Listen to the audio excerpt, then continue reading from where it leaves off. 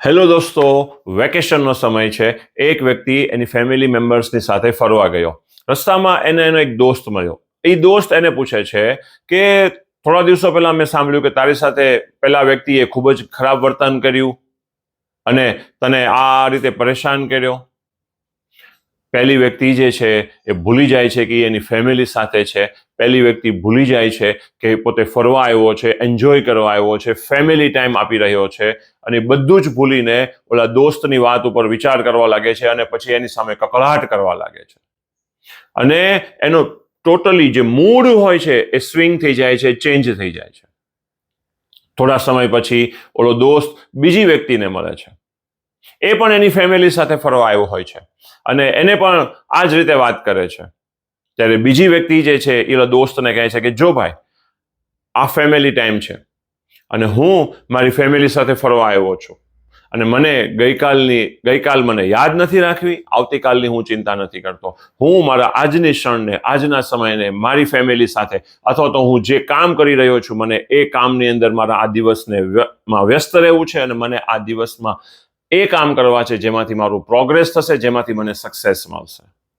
હું એ થોડા દિવસો પહેલાની એક ખરાબ ક્ષણને યાદ નથી રાખવા માંગતો. આ જ વાતને હું બીજા એક્ઝામ્પલથી સમજાવું. અગર આપણી પાસે 86,400 રૂપીસ છે, એટલે કે 86,400 રૂપિયા છે, અને એમાંથી અગર કોઈ 400 રૂપિયા આપણી પાસેથી લઈ જાય તો શું કરીએ છીએ? તરત જ વિચાર કરીએ છીએ કે ભલે 400 રૂપિયા વયા ગયા, ઢોળાઈ ગયા, પડી ગયા, ખોવાઈ ગયા, બટ મારી પાસે 86,000 રૂપીસ છે. આપણે એના ઉપર ફોકસ કરીએ છીએ અને આગળ વધીએ છીએ.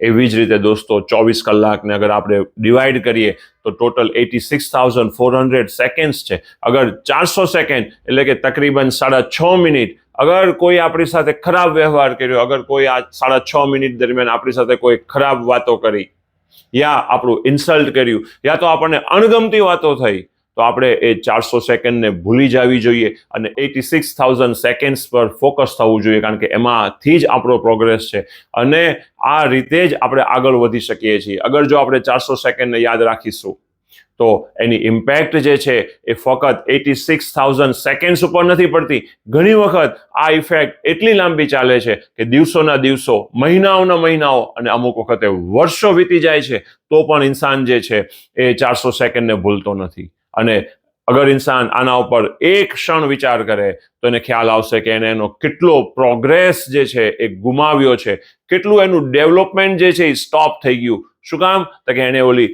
400 સેકન્ડ કે જે ખરાબ ક્ષણ હતી એને યાદ રાખી. દોસ્તો, મારે કહેવું એ છે કે સમય જે છે એ હંમેશા ચાલ્યો જશે આપણી પાસેથી. જરૂરી એ છે કે આ સમયને જે છે એનો સદુપયોગ કરીએ અને જેટલો સદુપયોગ કરશું એટલો જ આપણને બેનિફિટ થશે અને એટલી જ આપણી લાઈફ જે છે એ હેપી થશે. Thank you very much.